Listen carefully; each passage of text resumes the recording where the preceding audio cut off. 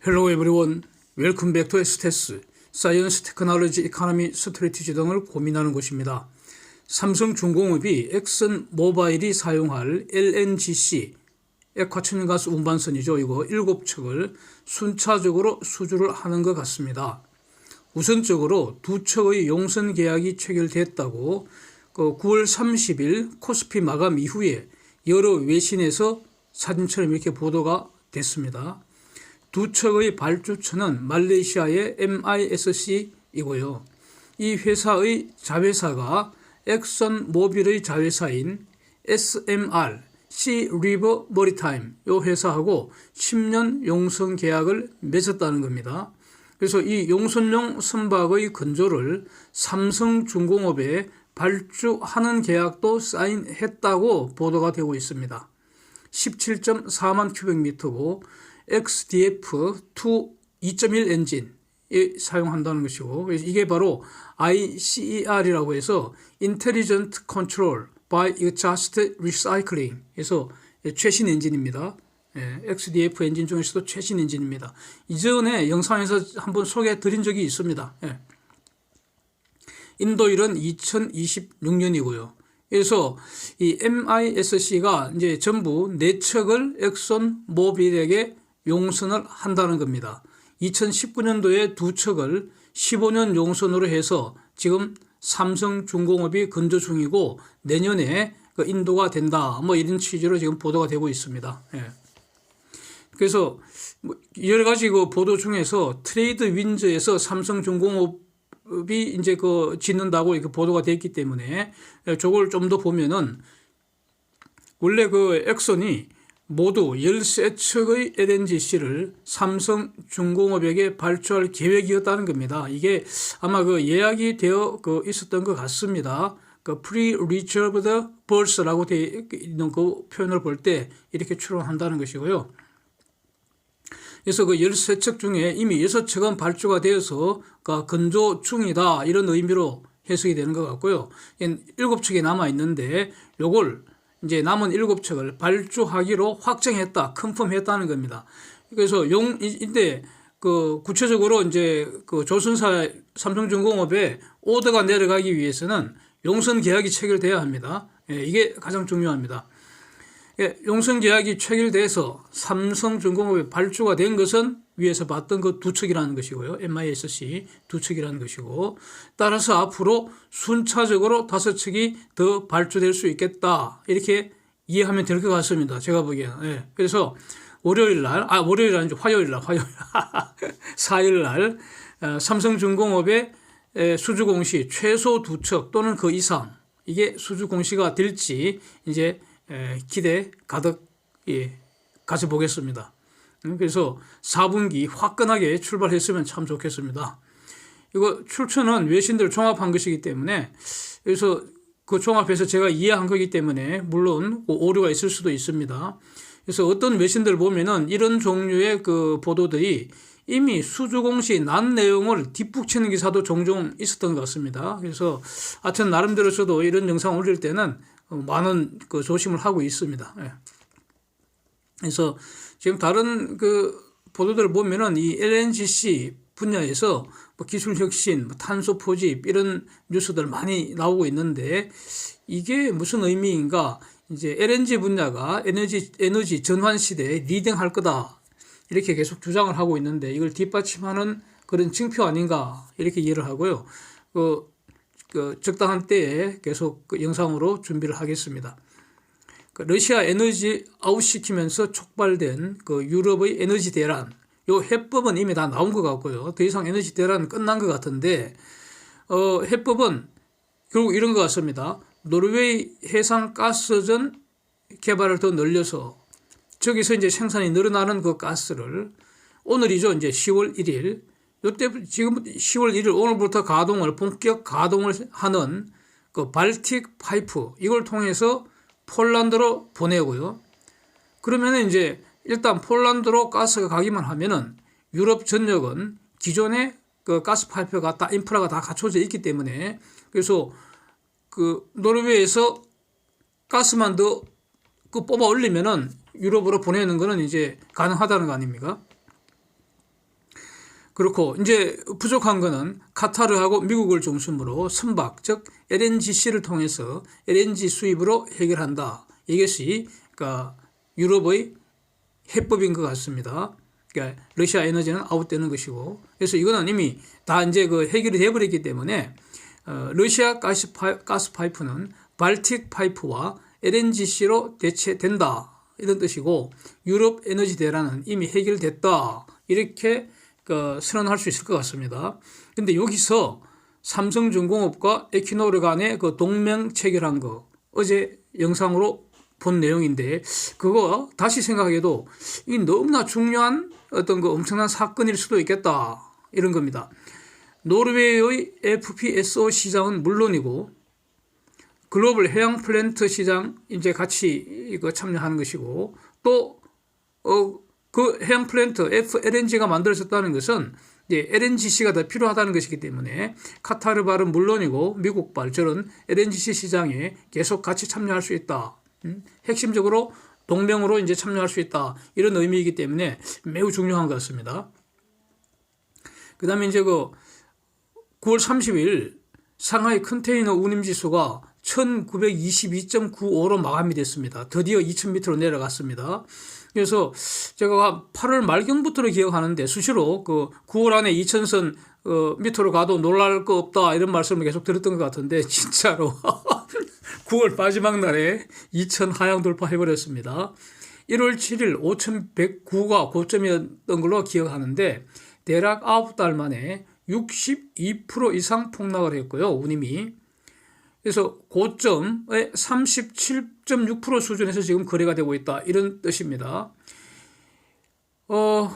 이게 무슨 의미인가? 팬데믹 이후에 글로벌 그 해양 물류망이 완전히 뒤죽박죽이 돼갖고 뭐 엄청 지체가 많고 문제가 많았었는데, 근데 이 해양 물류망이 글로벌 물동량이 한 99% 이상 차지하죠, 아마? 뭐 이 정도 담당하는데, 그 장애가 이제 전부 해소된 것으로 이렇게 해석할 수 있을 것 같고요. 결국 운임 지수는 팬데믹 이전 수준으로 돌아갈 가능성 높은 거 아니냐, 이렇게 보여진다는 겁니다. 그래서 지금은 선복 공급량이 많이 늘어나 있습니다. 늘어나는데, 그런데 글로벌 경기가 지금 후퇴하고 있기 때문에 이게 최소한 한 2년 정도 지속될 가능성이 높기 때문에, 이게 무슨 말이냐? 이제부터는 글로벌 해운 동맹들 간에 해운 시장이 블록화되어 있지 않습니까? 그걸 해운 동맹이라고 하는데, 그 사이에 치열한 물동량 확보 전쟁 벌어지는 거 아니냐? 이 말은 즉 가격 전쟁, 운임의 가격 전쟁 벌어지는 거 아니냐? 이게 주목이 되는 상황입니다. 원래 해운업은 늘상 이렇게 하던 모습입니다. 이게 이번만 그런 게 아니고 늘 이렇게 주기적으로 이렇게 해왔던 거 아닙니까? 예. 그럼에도 불구하고 이번에는 친환경 선박 발주는 계속 할 수밖에 없는 상황입니다. 즉 수익은 줄어드는데 비용은 급증하는 이런 딜레마 상황에 해운업이 처해 있다, 이겁니다. 그래서 해운업 잔치 끝났다는 1월 제가 올린 그 선언은 그게 이제 명언이 되어버린 것 같은데, 새로운 명언을 말씀드리겠습니다. 해운업 다음 잔치 기약할 수 없다, 이겁니다. 예, 그렇게 보입니다. 미국 30년 만기 모기지 금리, 이게 지금 급등세를 보이고 있습니다. 이번 주에 6.52%입니다. 예, 장기 그래프 한번 보시면은, 와, 끔찍한데, 대략 18년 만에 지금 최고치 수준입니다. 근데 이게 좀 더 갈 것 같죠? 그래서 여기서 지금 한국은행도 지금 8월 주택담보대출 금리를 9월 30일 날 발표를 했습니다. 발표한 거 사진 한번 보시죠. 표로 나온 거. 여기서 한국은행의 이 업무 태도를 좀 신랄하게 비판을 할 수밖에 없는 것 같습니다. 이 금리 데이터라는 거, 이건 주택담보대출 금리는 한국에서는 주담대라고 이렇게 줄여서 말하고, 미국 같으면은 30년 모기지 금리, 저게 바로 본질은 주택담보대출 금리 아니겠습니까? 그래서 대표적인 주담대 지표인데, 모든 금리 데이터는, 주담대는 말할 것도 없고요. 모든 금리 데이터는 모든 사람들의 삶에 영향을 주기 때문에 핵심 중에 핵심, 필수 중에 필수 데이터입니다. 이거 금리 데이터는. 마치 주식이 실시간 가격이 경쟁적으로 전 세계에서 이렇게 결정되고 있듯이 실세 금리라는 것도 채권 시장에서 시시각각 글로벌 이렇게 업데이트되고 있고요. 변하고 있고요. 그걸 누구나 언제나 어디서나 알 수 있는 그런 세상입니다. 지금은. 그래서 가령 미국의 저 모기지 금리라는 것도 사실은 매 순간 발표할 수도 있습니다. 그런 능력은 다 갖고 있습니다. 그런데 현재로서는 한 일주일 정도, 이제 지금은 매주 수요일 아닙니까? 이때 공시하는 게 적당하다. 이렇게 어떤 치열한 논쟁을 했겠죠. 그래서 이제 일주일마다 발표를 하는 것인데, 그래서 미국 같으면은 모기지 거래량 이런 필요한 데이터 전부 다 모기지 금리 발표할 때 같이 공시가 쫙 되지 않습니까? 매주 이제 공시가 돼서, 그래서 어떤 주택시장 동향이나 어떤 금리 수준 이런 걸 판단할 수가 있습니다. 이 서울 변두리에 앉아갖고도 이렇게 할 수가 있다는 겁니다. 예? 저 같은 사람도 할 수가 있다는 겁니다. 예? 지구촌 누구나 노력하면 다 알 수가 있습니다. 예? 그런데 한국의 저 주담대 금리라는 거 한번 보십시오. 8월 수준이라는 게 지금 9월 말에 한 번 딸랑 뒷북 공시를 하고 있는 상태입니다. 그것도 저게 지금 8월 전체 평균 금리니까 한 달이나 최소 한 달 지연됐고요. 8월 초와 비교하면 지금 두 달이나 늦게 공시되는 거 아닙니까? 지금 무슨 소용이 있습니까? 예? 한국은행이 지금 어제 발표한 저 주담대 금리를 가지고 어떤 의사결정을 하는데 도움이 됩니까? 아무 쓸데없는 쓰레기 아닙니까, 지금? 아닙니까? 예? 돈은 지금 오지게 받는 한국은행이 지금 일하는 꼬라지가 이렇다는 겁니다. 주담대 8월 수준이 그것도 4.35%라고 9월 30일 날 발표가 됐는데 저 데이터 저거 기준으로 뭘 할 수 있습니까? 저게 무슨 의미가 있습니까? 저거? 무슨 의미가 있습니까? 저게? 그래서 지금 느낌은 말이죠. 좀 무능하고 쓸모없는 한국은행 저 머슴들 좀 모조리 잘라버리고 싶다 이겁니다. 그래서 새로운 유능한 머슴을 새로 뽑거나 아니면 저것들 지금 밥값을 오지게 받아가는데 밥값을 한 10분의 1 토막만 주고 싶다 이겁니다. 일하는 꼬라지 보니까 아무 쓸데없는 일을 하고 있잖아요. 그렇지 않습니까? 예? 주담대 금리 미국 30년치가 6.52%라는데 한국이 4.35%다. 이게 무슨 뒷북치는 것이냐 이겁니다. 아무 의미 없는 저 숫자 아닙니까 지금? 예? 원래 북 치는 게 뭡니까? 북 치는 거. 예? 전투 시작하기 전에 북을 쳐서 전 병사에게 알려주는 겁니다. 8월 전투 끝난 지 언젠데 이제는 10월 전투 지금 개시할 시점인데 8월 숫자를 지금 발표해서 도대체 뭐 하겠다는 겁니까? 예? 무섭잖아요. 예? 그래서 저 한국은행 저 무슨들 저거 입에 들어가는 밥도 뺏어버리고 너 일 안 했으니까 굶어다 이렇게 말하고 싶다 이겁니다. 예? 은행 가계대출의 대략 74%가 주택담보대출이고요. 그러니까 이 금리가 지금 얼마나 중요합니까 이거. 지금 현재 어떤 기술 능력으로는 매일 발표할 수도 있다는 겁니다. 어려운 거 아닙니다. 할 수 있는 일입니다. 매일 발표하는 것도. 그래서 미국처럼 매주 발표하는 이게 최소한의 수준 아니겠습니까 지금? 한국의 어떤 경제적 규모나 어떤 위상 이런 걸 고려하면은 거의 선진국 중에서도 좀 상위권에 속한다고 이렇게 자부심을 가져야 될 거 아닙니까? 그런데 지금 은행이 하는 짓은 뭡니까? 그것도 한국은행이 하는 짓이 지금 뭡니까? 너무 한심하지 않나요? 예? 그래서 한 달 늦게 발표하는 데다가 많으면 두 달이나 늦다 이겁니다. 그런데 저렇게 하는 저 짓이 대략 30여 년 전에 하던 짓하고 달라진 게 없는 것으로 보인다 이겁니다. 그 당시 한 30년 전에는 지금과 달리 환경이 기술이 지금과 다르기 때문에 팩스, 전화 이런 걸로 이제 데이터 수집해갖고 발표하던 그 짓거리 30년 전의 짓거리 아직도 하고 있다 이겁니다 이거.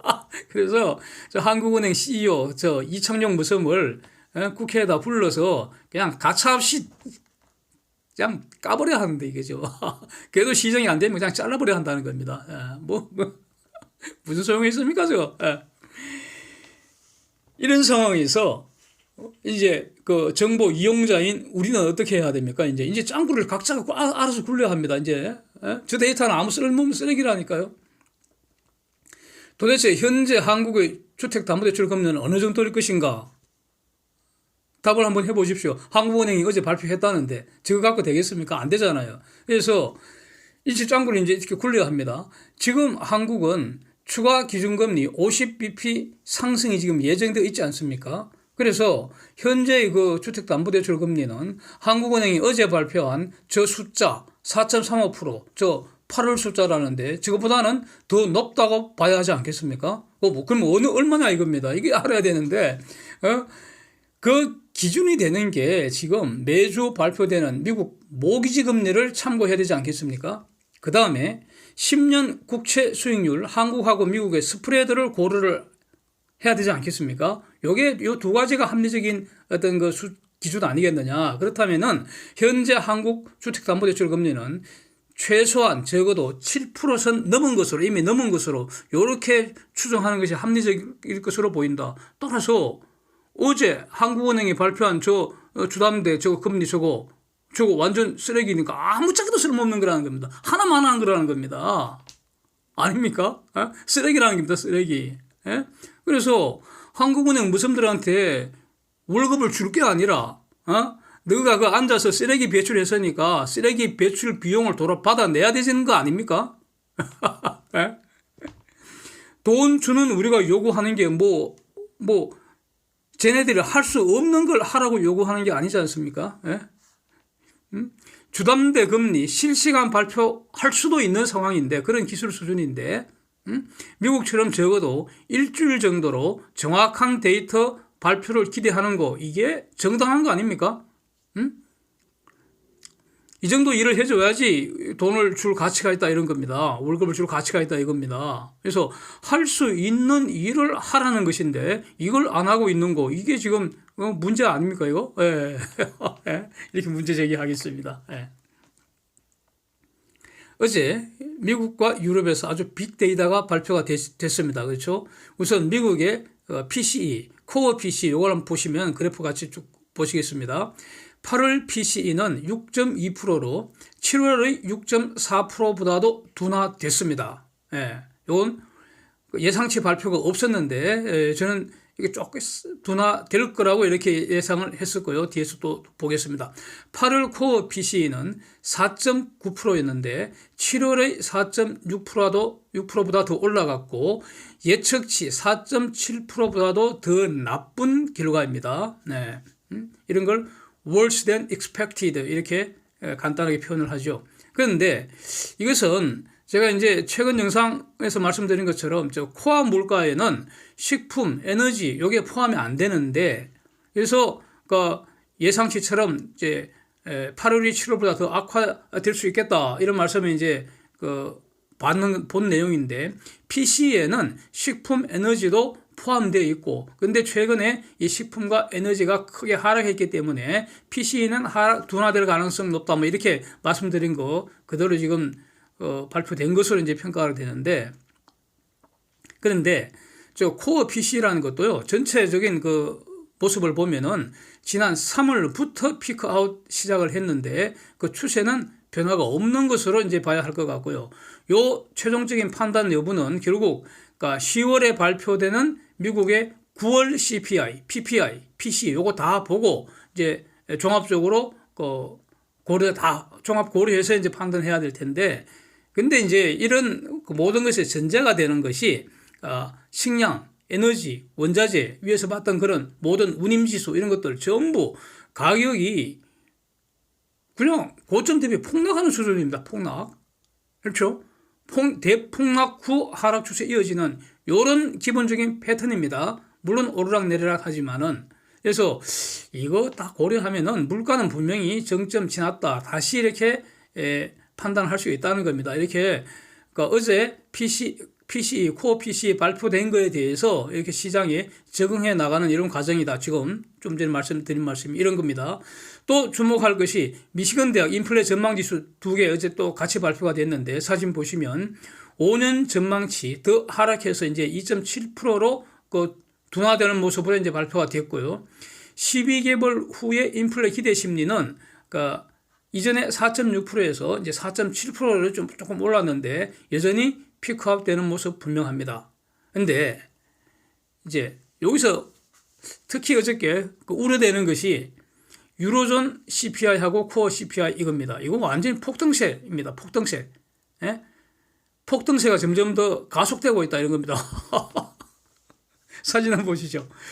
유로존 CPI 10%. 이게 상승이 갈수록 가속되고 있고요. 코어 CPI 4.8%. 이것도 상승이 가속되고 있습니다. 장기 그래프를 보시죠. 완전히 그 고소 공포증 때문에 오줌을 지를 것 같습니다. 저거 보면. 네. 팬데믹 이전에는 유럽이 만성적인 디플레이션에 시달렸던 거 아닙니까? 그래서 그 당시에는 야, 디플레이션이 인플레이션보다 더 무섭다 이런 말들이 퍼져 있었죠. 널리 퍼져 있었습니다. 근데 지금은 그야말로 하늘과 땅이 딱 뒤집어진 것 같습니다. 그래서 저걸 보면은 분명히 지금 ECB, 유럽 중앙은행인 ECB가 추가 금리 인상 여부로 지금 골치 아플 것 같습니다. 이걸 이제 논쟁이 벌어질 것 같고, 이건 뭐 금리 추가 인상하는 건 불가피할 것 같습니다. 그런데 저것이 이제 그 글로벌 시장에 주는 영향은 좀 제한적이라고 저는 생각을 합니다. 어차피 유럽도 미국 따라쟁이에 불과하다고 보고요. 해결은 미국 쪽에서 나올 수밖에 없는 그런 구조라고 저는 기본적으로 이렇게 생각을 가지고 있습니다. 미국 시장 보면 오전에 비교적 크게 상승을 했습니다. 다우가 이제 뭐 100수십 프로 이렇게 올랐죠. 그것 때문에 이제 유럽은 전체적으로 한 1% 이상 크게 좀 비교적 크게 올라서 상승 마감을 했고요. 근데 미국은 오후장에서 이제 크게 하락했죠, 다시. 다우를 중심으로 변동성이 상당히 심해서 플러스 마이너스 오르락내리락 왔다 갔다 그냥 등락을 하다가 이제 장 마감 전에 한 몇 시간 동안 계속 하락해서 다우가 500포인트 추가 하락했습니다. 그래서 52주 최저 수준인데 이런 부분, 시장 관련되는 부분은 이제 그러니까 다음 영상에서 좀 자세히 보기로 하고요. 기준금리 인상 확률 분포 50이냐 75냐 이것도 변동이 상당히 심했습니다. 어제. 그래갖고 현재는 그러니까 50 올린다 45%, 75 올린다 55% 이런 확률 분포입니다. 그래서 결국 이제 이게 계속 그 변동이 좀 심하다가 왔다 갔다 하다가 10월 중순에 발표될 9월 CPI 요거 보면서 그 어떤 그 방향을 정하지 않을까 이렇게 정리할 수 있을 것 같습니다. 그 다음에 또 이제 중요한 데이터가 아틀란타 연준이 발표하는 거 이코노미 나우에 발표되는 거죠. 미국 3분기 GDP 성장률 이제 3분기 다 끝났는데 요거 전망이 9월 30일 기준 2.4% GDP 성장한다 이렇게 발표를 했습니다. 이 값이 27일에는 0.3%로 예상이 됐는데 이것도 불과 3일 사이에 이렇게 급변을 하고 하는 이런 그 발표 내용입니다. Thanks for watching. See you next.